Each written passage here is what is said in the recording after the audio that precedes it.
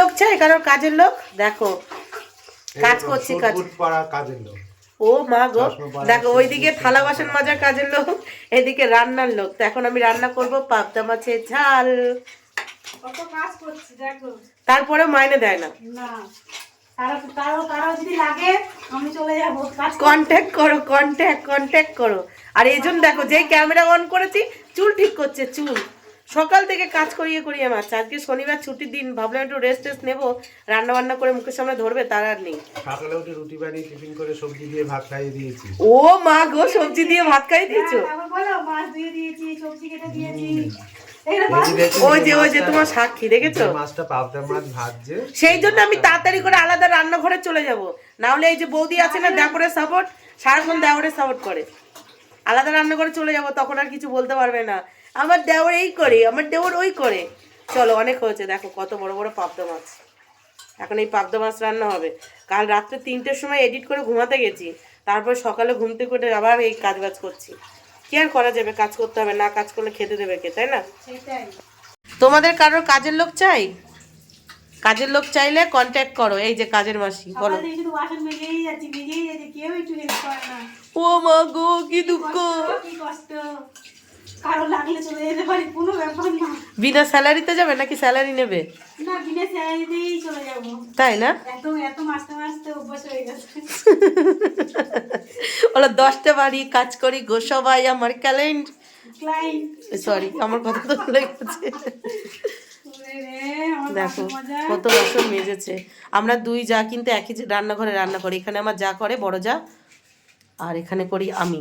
দেখো একদিকে হচ্ছে ভাত, আর একদিকে এই যে বেতো শাক হয়ে গেছে, আর একদিকে ছোট মাছ ধুয়ে লবণ হলুদ মাখানো আছে, আর একদিকে হবে এই যে পাবদা মাছ।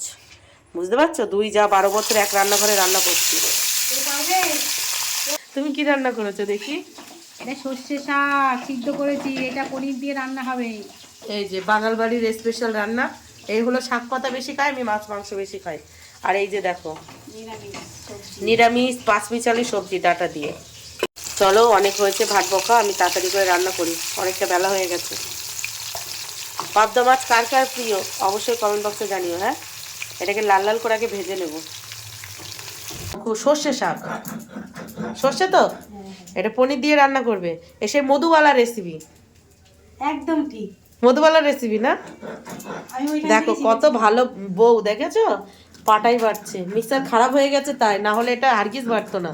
না, এটা পাটায় বাটলে বেশ সুন্দর হয়, নালে জল জল। হ্যাঁ, মোটা হয়ে গেছো, কাজ করো, রোগা হয়ে যাবে। প্রতিদিন বাটবে, সকালে উঠে যদি কোনো কিছু না পাও জল নেবে, জল বাটবে। দেখো প্রেসার কুকার কত মোর চাপ যায়, নিচে আগুন, ওপরে চাপ, ভিতরে চাপ, তারপরেও সিটি দেয়। এরকম হতে হবে, যতই চাপে থাকো না কেন সিটি তোমাকে মারতেই হবে, তাহলে তুমি হ্যাপি থাকবে। বুঝেছো? না না, আমি এটা ভিডিও করব দেখে ভেবেছিলাম। বলো তো এটা কি পাতা আবার বলো বলো বলো বলো তো এটা কি বাটা হচ্ছে? ধনে পাতা। সবাই তাই বলবে। এটা সর্ষের শাক বাটা হচ্ছে, আমি বলে দিলাম, ঠিক আছে? থ্যাংক ইউ বলো। Thank you, welcome, not mention. দেখো কতটা বেটে নিয়েছে। এই যে এটা আজকে একটা রেসিপি হবে। এগুলো আরেকবার বাটতে হবে, একদম মিহি করতে হবে এরকম সুন্দর করে, তাহলে খেতে ভালো লাগবে। তাই না? হচ্ছে কার রেসিপি কেউ বলতে পারলে এটা হলো প্রেসার কুকারের সিটির রেসিপি। ওইদিকে হাজাতে হাজাতে দেখো, এইদিকে আমার মাছ ভাজা হয়ে গেছে। এই যে ছোট মাছও ভেজে নিয়েছি, এদিকে পাবদা মাছ ভেজে নিয়েছি, এখানে এই আরেকটু মাছ। এই যে আমার পাবদা মাছের ঝাল অলরেডি রেডি। তো নামানোর আগে কি করব, একটু কাঁচা সর্ষের তেল দিয়ে দেবো, যেহেতু সর্ষে পোস্ত পাউডার দিয়ে এই পাবদা মাছের ঝালটা করছি। আর ফোড়নে দিয়েছিলাম শুধু কালো জিরে আর কাঁচা লঙ্কা, আর কিছুই দিইনি, আর লবণ হলুদ যেটা মানে দিতে হয় আর কি। তোমার পাবদা মাছের ঝাল রেডি। একটু সর্ষের তেল দিয়ে দিলাম। চলো, তারপরে এই যে একটু নেড়ে ছেড়ে নিলাম। এবার ঝটপট করে এটাকে নামিয়ে নেব। মাত্র 5 মিনিটে রেডি হয়ে গেল পাবদা মাছের ঝাল, যেহেতু মাছটা আগে ভাজাই ছিল। চলো এবার নামিয়ে নিই, অনেকটা বেলা হয়ে গেছে। তাড়াতাড়ি করে স্নান করতে হবে, খাওয়া দাওয়া করতে হবে, ছুটির দিন কাচাকুচি আছে সেগুলো করতে হবে। চলো। তো এই যে পাবদা মাছের ঝালটা নামিয়ে মুসুরির ডাল আর আলু মানে নতুন আলু সিদ্ধ করতে বসিয়ে দিলাম, কারণ নতুন আলু আমার ভীষণ ফেভারিট। তো এই ডাল সিদ্ধ আর আলু সিদ্ধ চলো হতে থাক। দাঁড়াও এতে একটু লবণ দিয়ে দিই, তারপর এটা সিদ্ধ হয়ে যাবে। ভাজা শুকনো লঙ্কা আর ভাজা পেঁয়াজ দিয়ে মেখে খেতে ও জাস্ট ফাটাফাটি, আর কিচ্ছু লাগবে না। তবে বেতো শাকটা আছে শীতের প্রথম, ওটাও খেতে হবে। চলো এটা হোক এবার। একজন দেখো মানে চান করতে যাচ্ছিল, মানে কাচাকুচি করতে করতে খিদে পেয়ে গেছে, খেতে চলে এসে, বোঝো তাহলে। না, এটা আমাকে খেতে দিয়েছে। কে খেতে দিয়েছে? আমার কর্তা। বলো আমার বর। দেখো কাচাকুচি করেছে, হাফ ভিজে গেছে, তারপরে এই যে জল নিতে এসছে, গরম জল, স্নান করতে যাবে, তার মধ্যে একটু খেয়ে নিচ্ছে। খাও খাও, এত খাও তাও তো মোটা হও না, রোগা হয়ে যাচ্ছে। খাও তো, যাই কোথায় খাবারগুলো। তো এই যে রান্নাঘরে ডাল আলু সিদ্ধ বসিয়ে দিয়ে চলে এলাম ব্যালকনিতে। আমার যা যে বিস্কিট খাচ্ছিল আমাকেও একটা হাতে ধরে দিল, তো আমিও একটু খাই।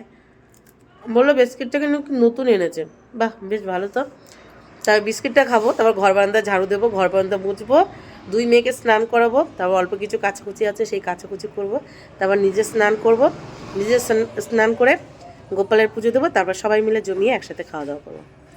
আর বাদ বাকি কী কী রান্নাবান্না হয়েছে যেগুলো টেবিলে ছিল দেখানো হয়নি, পরে দেখাচ্ছি।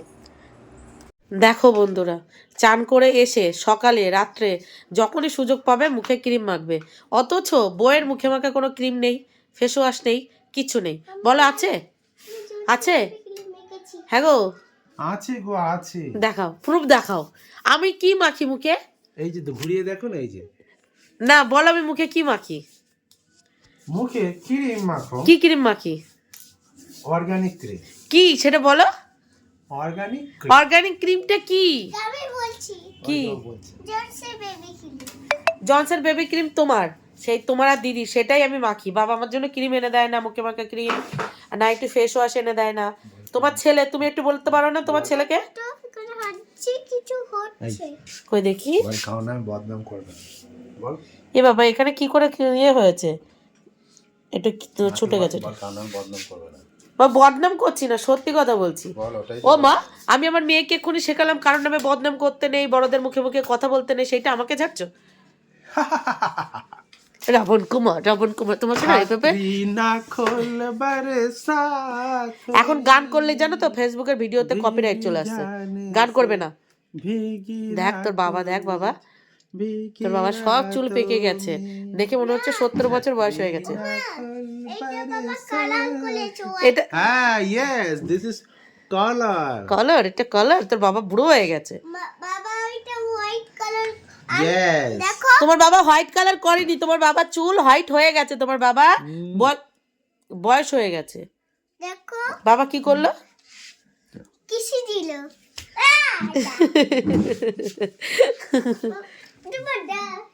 তুমি বাস করোনি। তো দেখো সমস্ত কাজ বাজ মোটামুটি গুছিয়ে দুই মেয়েকে স্নান করিয়ে অল্প কিছু কাচাকুচি ছিল সেগুলো করে নিজেও স্নান করে রেডি হয়ে গেছি, রেডি হয়ে গোপালের পুজোও দিয়ে নিয়েছি। তবে কিন্তু এটা একদমই সত্যি কথা, আমার কোনো মুখে মাখা ক্রিম নেই। শীত বলো, বর্ষা বলো, গরম বলো, কোনো সময় কোনো কিছু মুখে মাখা হয় না।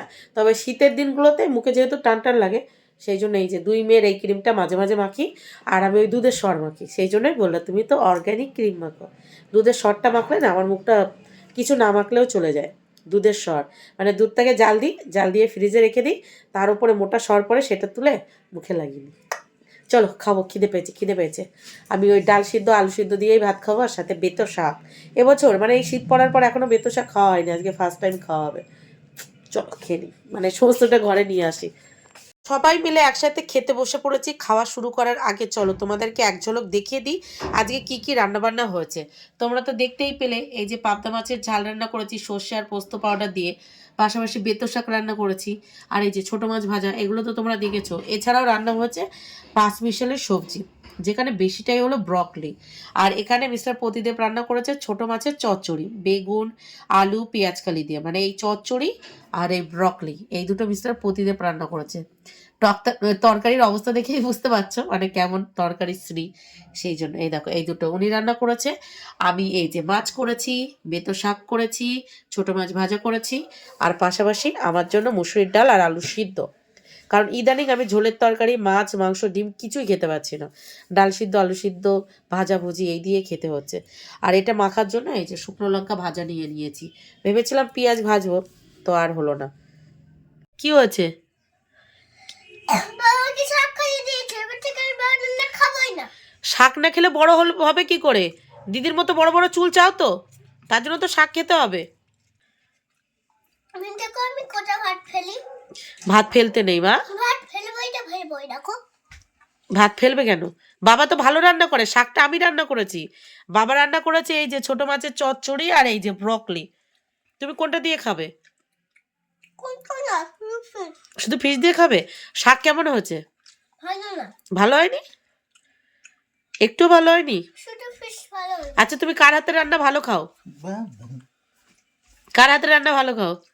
বাবা শিখিয়ে দিচ্ছে না, এইদিকে তুমি সত্যি কথা বলো, কার হাতের রান্না ভালো লাগে? চল কথা নেই। এই যে সবাই মিলে একসাথে খেতে বসে পড়েছি। দেখো আঙ্কেল বসে পড়েছে, আঙ্কেল। আর এই যে আমার ছোট রাজকন্যা। এটা তোমার আঙ্কেল, তাহলে বল কোনটা? কি? বল কার বর? তোমার। আর তোমার বর কোনটা? তুমি কাকে বিয়ে করবে? মুকুন্দ। কাকে? মুকুন্দ। মুকুন্দকে বিয়ে করবে? তো দেখো এই যে দুষ্টু বুড়ি, মাঝখানে হলো দুষ্টু বুড়ির বাবা, আর এই যে মাম্মাম, আর মাঝখানে হলো মামামের বাবা। তো সবাই মিলে একসাথে খেতে বসে পড়েছি। আর দুষ্টু রেগে গেছে কারণ ওর বাবা একটু ওকে শাক দিয়েছে তাই। তো যাই হোক চলো আমরা সবাই মিলে খাওয়া দাওয়া করি। আর তোমাদের আজকে লাঞ্চ মেনুতে কি কি ছিল অবশ্যই কিন্তু কমেন্টে জানিও।